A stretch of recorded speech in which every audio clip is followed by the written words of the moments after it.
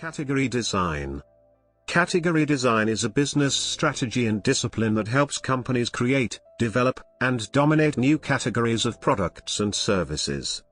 Category design extends beyond a leadership team's narrower focus on products, company culture, and business models.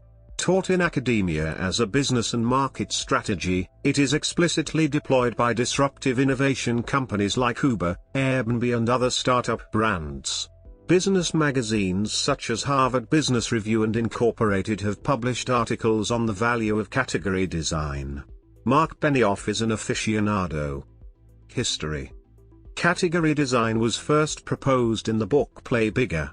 The book lays out a justification for why category creation is an important strategy, and includes a step-by-step guide to applying design thinking to category creation.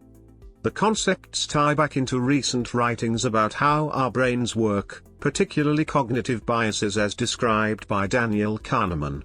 Good category takes advantage of cognitive biases such as the choice supportive bias and groupthink bias.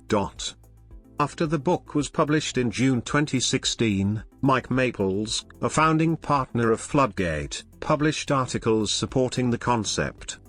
The book, Play Bigger, was co-authored by Christopher Lochhead, Dave Peterson, Al Ramadan, and Kevin Manny. The 6 to 10 Law. Data research shows that category kings, companies that dominate a market category, that go public when they are between 6 and 10 years old, create most of the value among all VC-funded tech companies.